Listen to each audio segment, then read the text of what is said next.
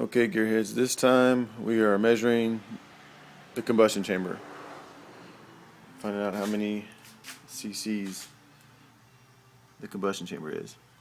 As you can see, well, you might not be able to see, but these this chamber and this chamber already have water in it. I've already measured it. I had to refresh my memory. It's been many years, 7 years since I've done this. This is the home way. It takes a little bit of time, but I was curious to make sure how far they were milled and what size they're going to be, and to get my compression ratio. So I'm going to shoot a little video showing how I'm doing it. One technique of doing this, like I showed in my last video, is a syringe I picked up at the hospital. 60 milliliters, which is the same as 60 cc's. And what I'm doing here, I got it on the line. Make sure it's right at the beginning. Try to get as many air bubbles out as I could, all the way to the top. Alright.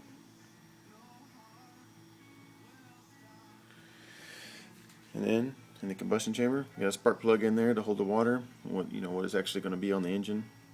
And you just start putting the water in.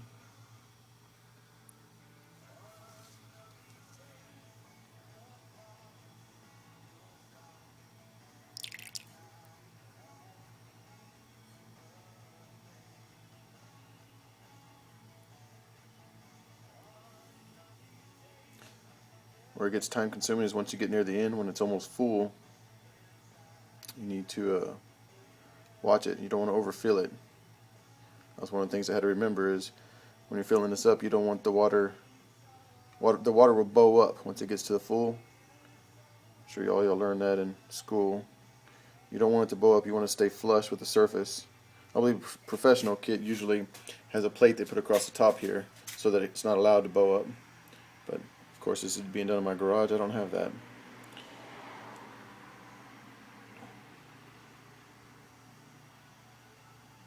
So what I do is I get down, look eye level with the surface, head surface, to see if it's starting to bow up. And it's just under 60 cc's. The last two measured out about 58 cc's. So you have to stop before the last two. Start trying to get flush down. This camera's probably not going to show, but make sure it's not coming out bowing over the top. Make sure it comes up to the edges all the way around. Looks like I got a little bit more room in there.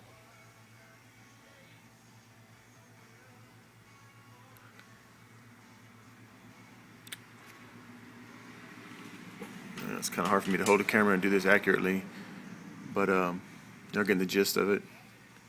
Not only that, another good thing while you're doing this, once you've measured it and got a good reading, I'm actually measuring these a couple times to make sure I'm getting accurate reading.